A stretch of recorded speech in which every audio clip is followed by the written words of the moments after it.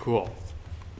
The last thing we played around with was, can we have a list in lists? And what was the answer? Of course. And if you've looked at assignment 2, you'll see that you have lists and lists and lists, right? Because the list of neighbors for a city is in a list. And then that list that represents the city is in a bigger list that holds on to all the cities. So of course we can do this. But I did show you something interesting, right? Where I've got like, okay, let's say I've got the list of like 0, 1. Now let's make that an A. And we'll make this an A. 1, true, 88, 99, 100. Print A. Cool. Does any of this shock you? Because it shouldn't at this stage, right? I've just made this list. And I can append to that list as well. What should I append to that list? Someone give me an idea. 68. All right. So now we print it out. There's a 68 on the end. I can append other stuff to it, right? A dot append. What else could I append? Someone give me another idea.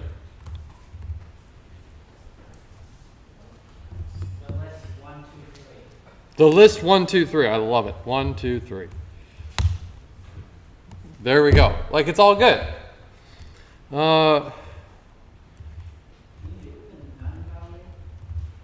Let's see. Looks good to me. And now, I wonder what'll happen if I do this. In fact, I'm going to get rid of all the other ones.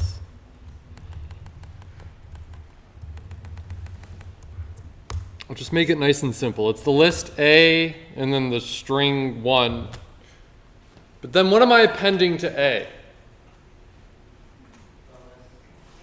The list A. Can we be a little bit more specific? The list A and 1. That's not quite, because what is A really? Because A is not a list. It's the reference to a list. So what did I just append to this list? If this code works, of course. Remember, there's no trick questions here. It's what do the rules say? the reference to itself. The reference to itself. Let's see what happens if I do this. That's interesting, right? That's a new one. Okay, so let's see. Okay, what if I say A at 0, what should I expect to see? A. A at 1, what should I expect to see? A at 2, what should I expect to see? A1 and then Huh. Okay, so if this is the case, what's A at index 2 at index 0? Let's have more people participating and just, not just you. Well, that doesn't mean don't help. It just means other people should start. So what should this be? And what should this be?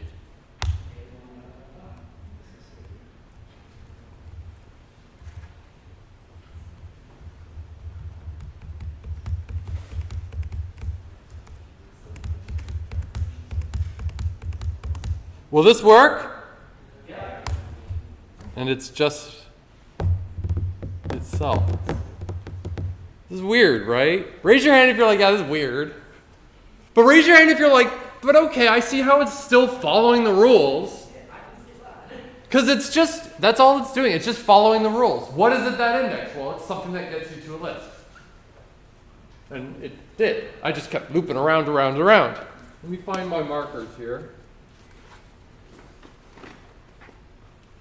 It's like if I had A, which gave me this list. What was it? A, 1, and then what was in here?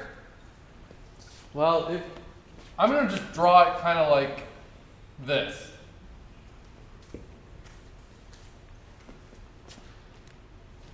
That's what I have. Can you see it up there? No? Well, you're out of luck, I guess. it's the list here that's referenced by A. And in that list, I have the character A that looks a lot like a 9 there. We've got, there, can you see it a little better now? Can you see it at the back? Not really. Not really? Sit closer I next to know it. what's doing it. Can you see over there? Yeah. Maybe the lighting's slightly off or something. Point is, what's there, remember, it's not a list.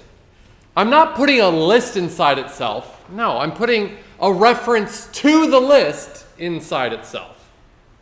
So, if I index A at 0, I get this. A at 1, I get this. A at 2, I get this. It's kind of neat, right? I think so, yeah. Why does it not say list index out of range? Why does it not say list index out of range? Why would it?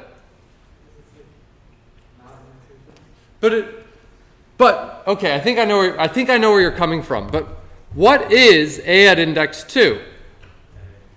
It's A. It's the thing that gets us to a list, and I can index those things.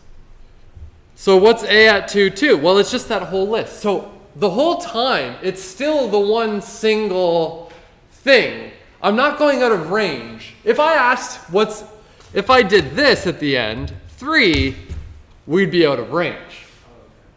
Because there is no third index there.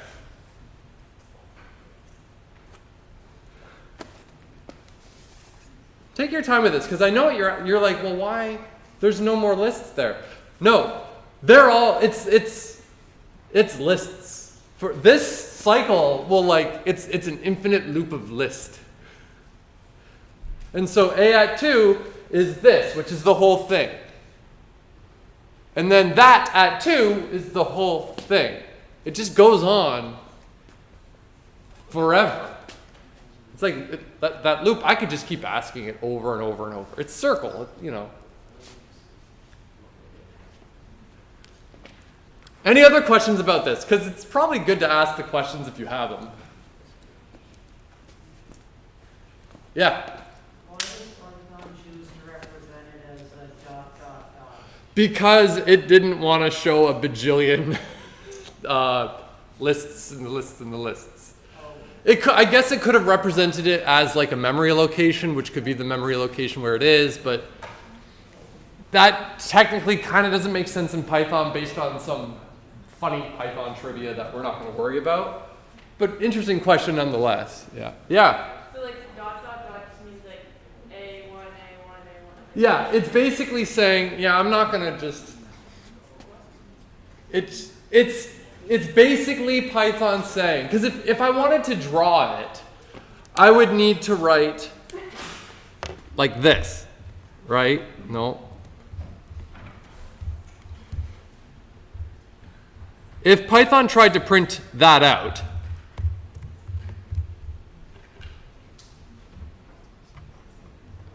pretend this is Python's output, okay?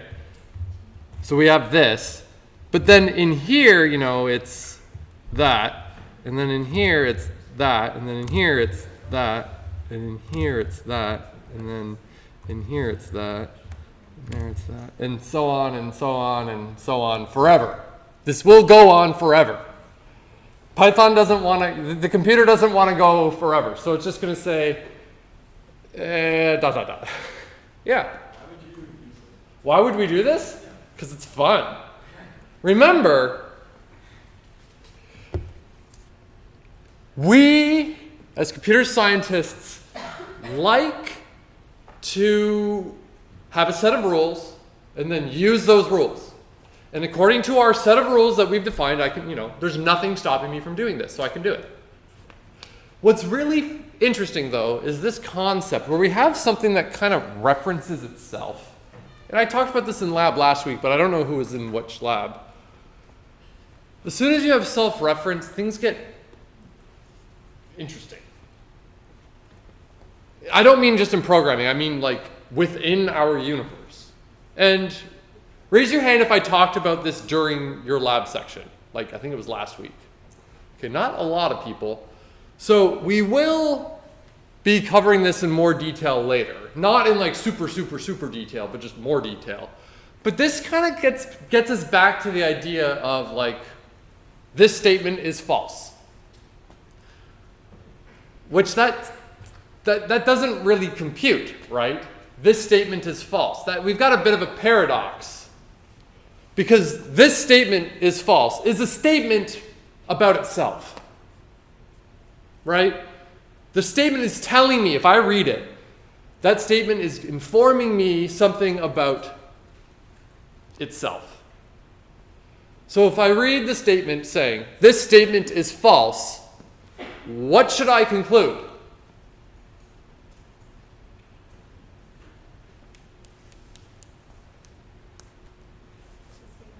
That the statement's false. Therefore, should I believe it? No. Okay, so if the statement is telling me that it's false, therefore I shouldn't believe it, what should I conclude that the statement actually is saying? It's true. That it's true. Okay, so then therefore if it's true, what should I then conclude? False. That I should believe it, and if I'm believing it, then it's telling me it's false. But if it's false, I shouldn't believe it, but it's telling me it's false. But if that's false, that means I should believe it. And then if I believe it, but it's telling me it's false, but that means I can't. We're stuck. We're stuck. That statement doesn't really actually make sense. Anyone here play Portal 2? They make a joke in this, but Wesley's too stupid for it to kill him. That's the name of the little floaty thing, right? Wesley? Yeah. They make a joke about like creating a paradox for him. And they're like, say, oh, this statement is false. And the joke is, in computing, that is like a non-computable statement because it doesn't make sense. Like his head should explode. But he was too stupid that it didn't work on him. So he's such a bad computer that he couldn't even compute the whatever, dumb joke. So this self-referential stuff pops up a lot. And we'll talk about this more later in the course. So let's just go on with some string trivia, or string list trivia, which will have a lot in common with string trivia. I can have an empty list. Great. Kind of like an empty string. But an empty list is still a list. I can get the length of a list, and if it's empty, its length is 0. But it's still a list. It still exists.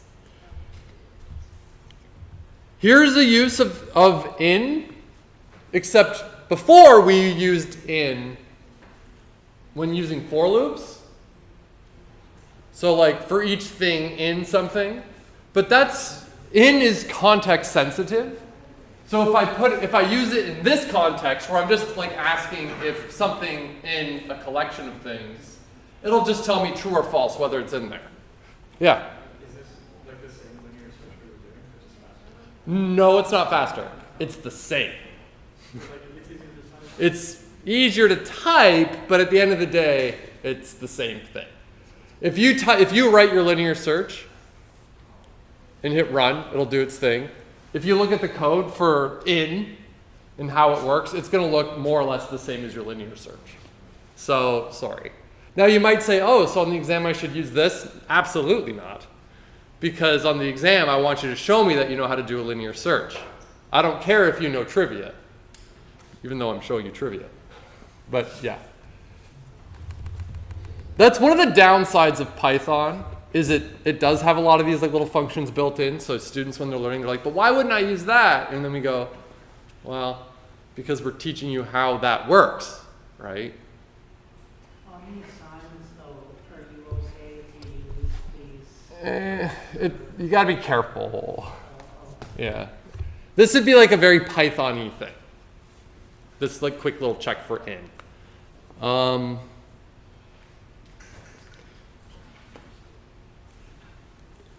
I'm trying to think of a good example, but I can't right now. It's always funny too. Again, raise your hand if you're planning on taking 162. Cool. In 162, we build data structures. We build things like lists, okay? Because at the end of the day, we can use lists in Python, but at the end of the day, you don't really know how it works under the hood. which is fine. That's one of the things we'll learn and talk about in 162.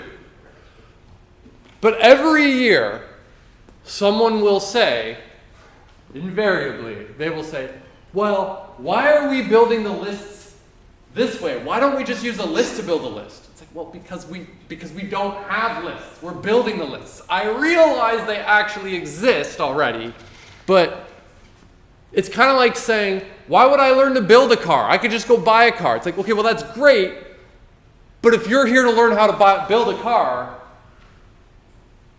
I want you to learn how to build a car. I don't want you to just show up the next day with, like, I bought a car. That doesn't help you very much in the context of trying to learn how to build a car. So we can print out the whole list. You can concatenate lists. What's cool about concatenating lists is it doesn't modify the lists. So the list A, which is this, and then the list 99999, when we concatenate them, A is left alone, B is left alone, or not B. A and then this list, which isn't saved anywhere, it's just a literal list. A is left unchanged, but the concatenation creates a new one. So it's kind of like it makes a copy of A and whatnot. So in this scenario, we don't have an alias. We can append. I can append to the list of just one. I can append 4. You've already seen this. We can append a whole list if we want. This right here, I will give you a heads up. Sometimes when people mean, if you say, see, append this whole list, we are adding to that list another list. So there's a list in a list. But sometimes people, what they really meant to do is concatenate, which means don't put this list inside this list. I want you to take this list and go. So just be aware. This is a mistake I make all the time, where I'm like, why is it, I just appended 2 lists of size 10. Why can't I get index 12? It's like, well, because there is no index 12, but there is something at index 9 and index 2. Anyways. You can multiply lists like you can with strings. You can check if lists are equivalent, but note that order does matter. So the list 1, 2, 3 and the list 3, 2, 1 are not the same. You can get the max, you can get the min, you can sum up all the values, you can sort it. Cool. So this goes to the question you were at. Oh yeah. Can you put things at like an object of the list? Like in the way that you append stuff, can you like put it in the second? I think you can. Let's have a look.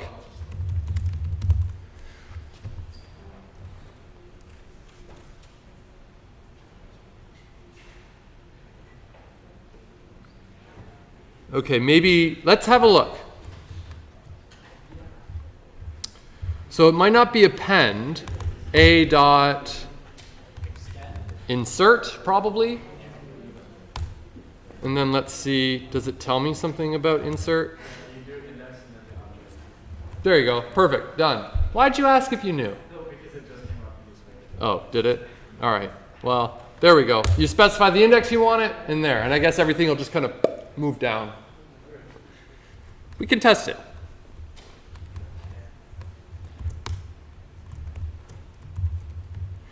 Insert index. So at index 1, we will add I was added. And then this statement is nonsense now.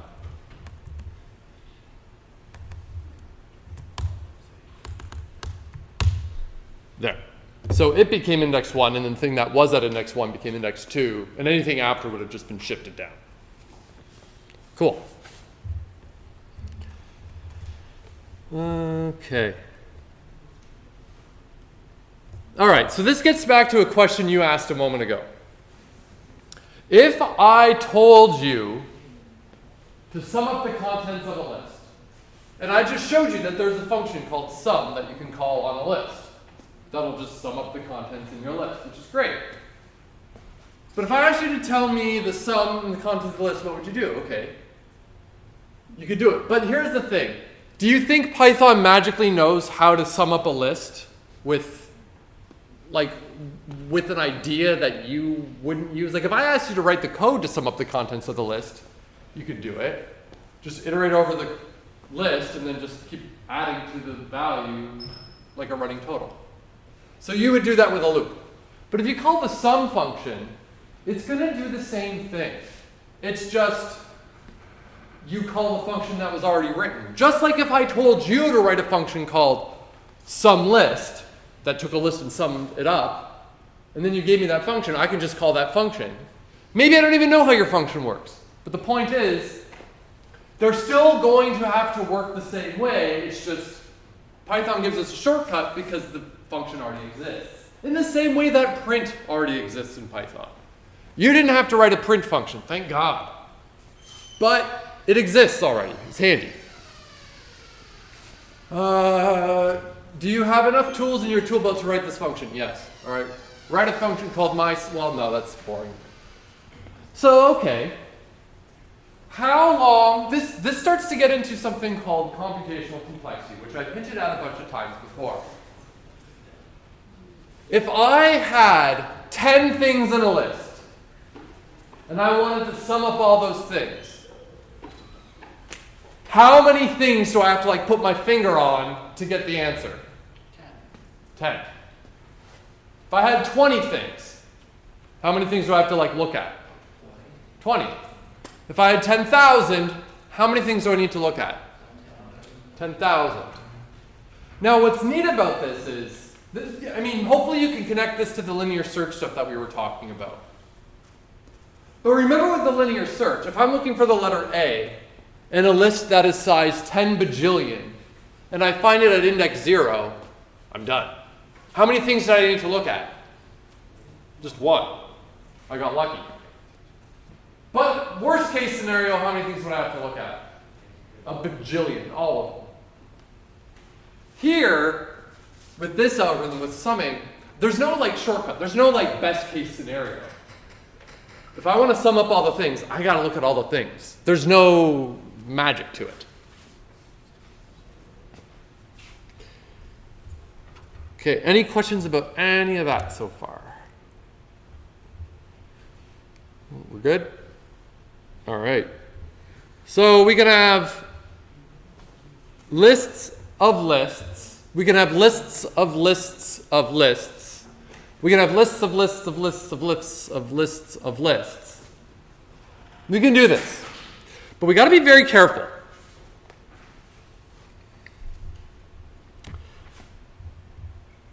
Okay, yeah, this is just showing all that. Yeah, great, cool. Let's go to Colab, and let's say, now everyone pay attention. This is going to be a nice good hint for assignment 3.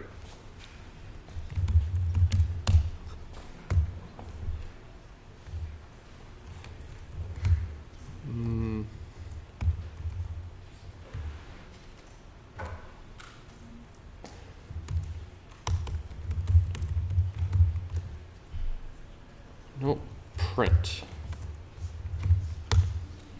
Perfect. What do I have there? That's not a trick question. It's a list of 3 A's. Great, cool.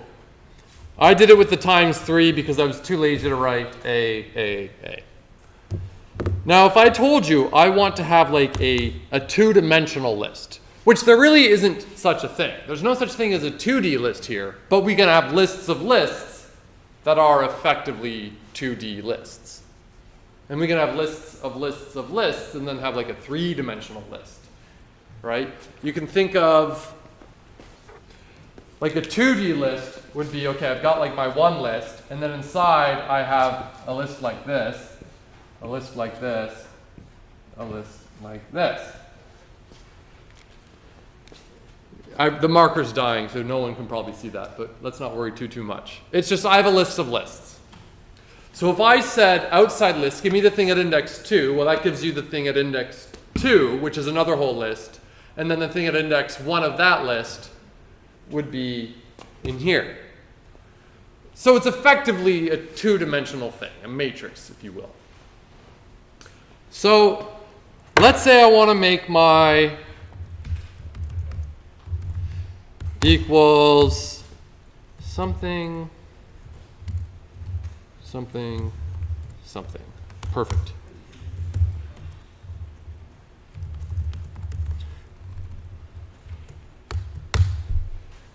Perfect. So what do I have now? What do you see?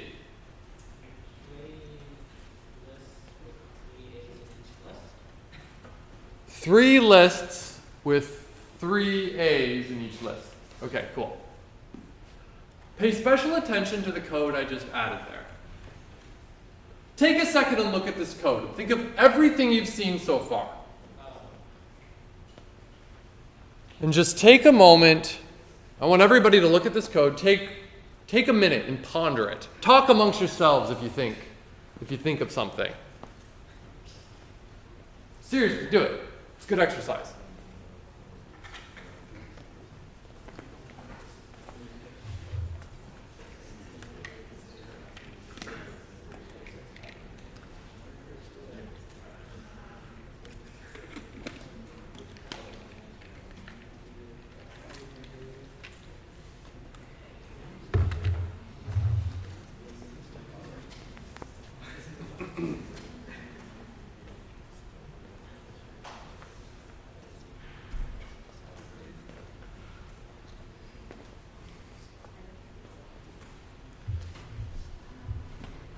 There's no trick to it. It's just what does the code say and all the rules we've followed so far.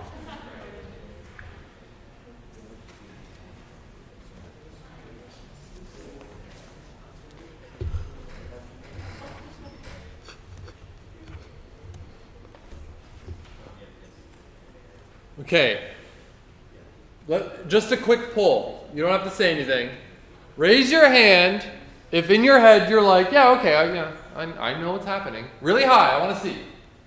Or even if you're like not necessarily that confident, but you're saying to yourself like, no, I think I know. I think I know what's going on. Put it up really high, I want to see. Everybody who at least thinks they know. Okay, good. So here's what we're going to do. And it's fine if you don't know, because this is tricky. Here's what we're going to do. I'm going to ask one more question. I'm going to give you 30 seconds to think about this question. Don't talk amongst yourselves. Don't yell out the answer. Take 30 seconds, think about the answer to the question I'm about to ask. I haven't asked it yet. And then once that time's up, I'm going to ask everybody to yell out the answer to the question. And we're going to see how wrong we all are. Okay, so here's the question that I'm going to give you 30 seconds to ponder. How many lists are there?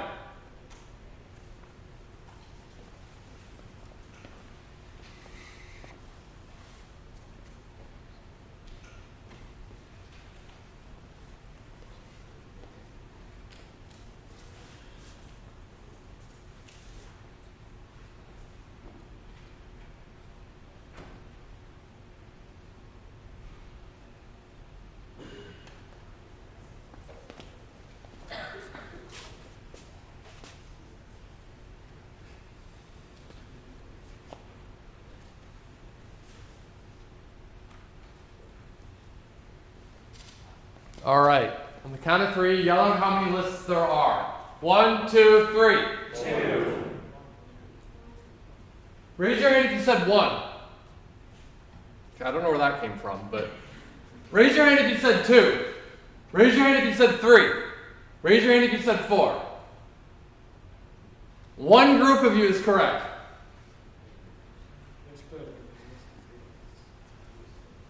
If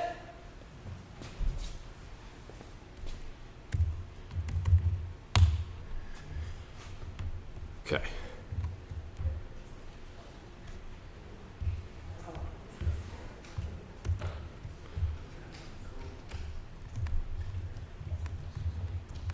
On this line here, I created a list. A, right? Okay. So I'm going to draw that. A.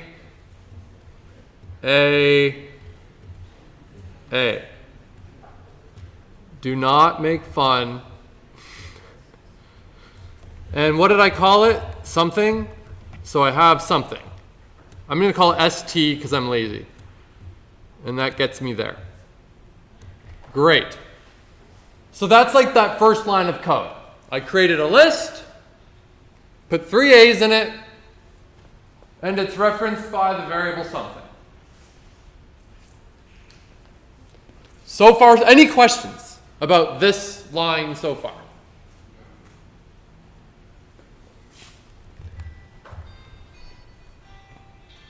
It's beautiful music. What's going on in this line? What did I do? So one, I'm obviously creating a list, right? There's another list. So those of you that said one list, you're already in trouble. Because I just created another list, right? Right here. And what did I put in that list? Someone say it with more confidence. Something. What's something? Who said a list? A bunch of people did, but now no one did. What is something? It tells us something is like the arrow. So when I said 2D equals the list something, something, something, I did this.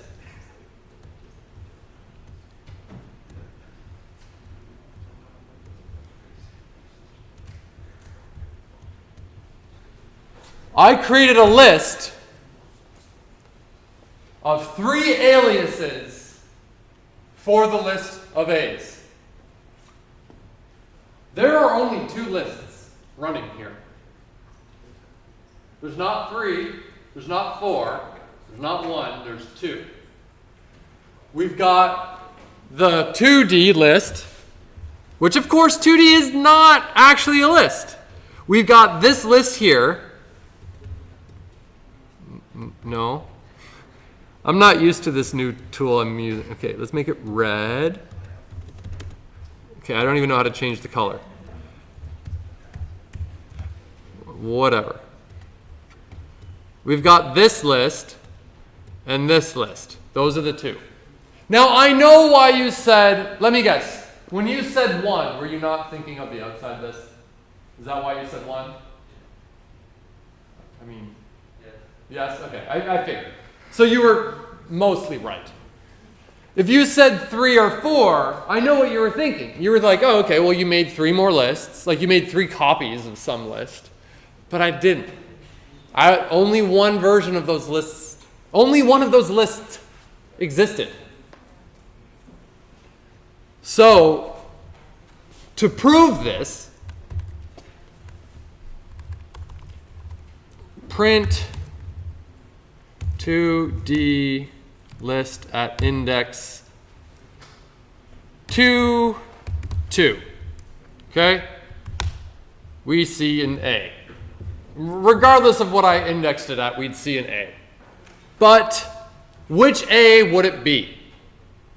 Well, it's this one, right? Why? Because I go to the list at index 2, or pardon me, I go to the thing at index 2, 0, 1, 2, or this whole list, and then I index that thing 0, 1, 2. If I did 1, 1, we see A, but which one is it?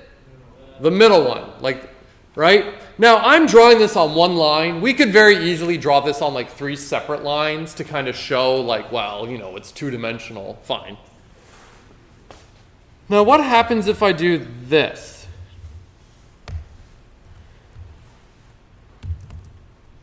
"2D list at 1, 1 equals B."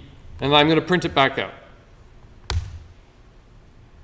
Okay, that checks out, right? So far, so good. Nothing weird. I said, okay, go to that list. At index 1, 1, the center, this one, turn this A into a B, and then print it out. It's a B. But here's the trouble. What happens if I print out the whole list?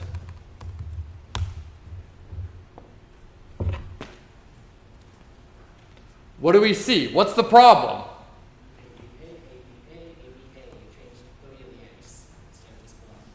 I only ever modified one list. To get really picky, though I know what you mean, but now I'm just being really picky. I only modified one list. The trouble is, the thing at index 0 of the outside list, and the thing at index 1, and the thing at index 2 of all those things in the outside list are all the same one single list. They're aliases. They're all aliases. In fact, if I go here and then also say something at index 0 equals C, we're all over the place. Because I don't have separate lists, I have aliases. This isn't breaking any rules. This is following the same rules we've learned so far. But the trick with this, when we learned about the lists, was to think, what actually is something? Is it a list? Not really. It tells us how to get there. And if I copied the contents of something, I'm not copying a list. I'm copying the contents, which is just the information on how to get to that one single list that exists. Are there any questions about this? No, everyone's like, yeah, this makes perfect sense. This is wonderful. I'm very happy about that. Take your time and chew on this. It's very important. Anyone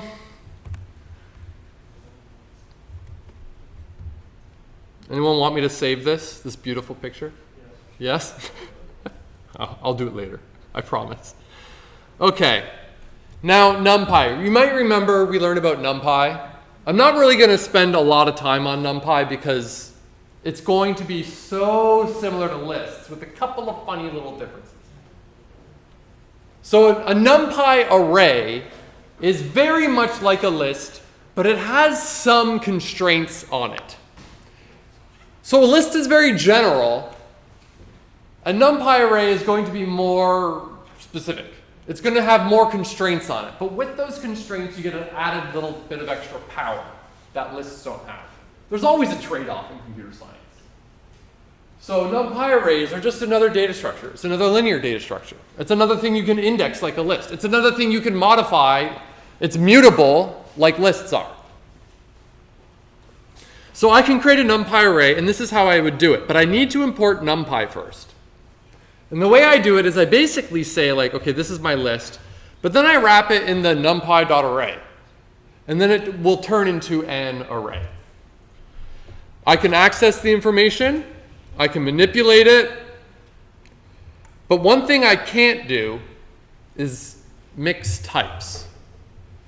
If I put integers in my NumPy array, and then I try to change one of the things to a float or to a string, not going to happen. It won't let you do that. It'll let you make a NumPy array of strings. It just won't let you mix and match. Yeah? If you have one of the integers, can you switch every integer to a string? Yeah, you could. And there's an easy way to do that, if that's what you wanted to do. Yeah. In fact, recently, a buddy of mine stumbled across a giant bug in a very important module in Python in a new version they created that had to do with something kind of related to that. So it was kind of interesting. Anyways. You can add NumPy arrays together, but let's see what happens if I do that. So import NumPy. I'm going to do this. Import NumPy as NP. This gives me, instead of writing NumPy dot, I can now say NP dot. It's just because computer scientists are lazy. So if I say my array equals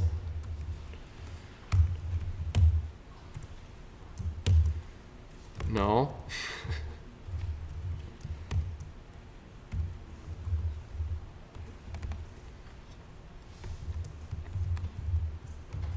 My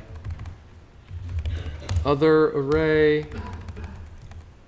10, 11, 12. Let's run it, make sure it's happy. Okay, it ran.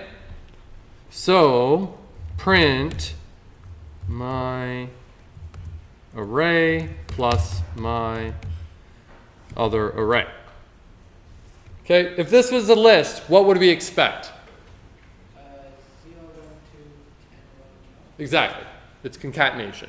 Okay, let's see what happens with Numpy arrays. What happened? I don't like that. What, have you ever taken linear algebra? This is beautiful. It's like you just did vector addition. It's wonderful. I don't like that. You don't like it? It's great. You did 0 plus 10, 1 plus 11, and 2 plus 12, and it gave you a new array. So Numpy arrays are really great when you're doing very numerical heavy stuff. Who wants to take a wild guess what Numpy is supposed to kind of give you a sense of? Numbers, Python, Numpy. You could, of course, call it Numpy, which I like to because I think it's funnier, but there's that. So Numpy arrays are objects, though. And you might remember that with objects, we had methods. We have things called attributes. Okay, so did we want to take a moment to talk a little bit about the midterm? Sure, yeah? Okay, I'm going to start.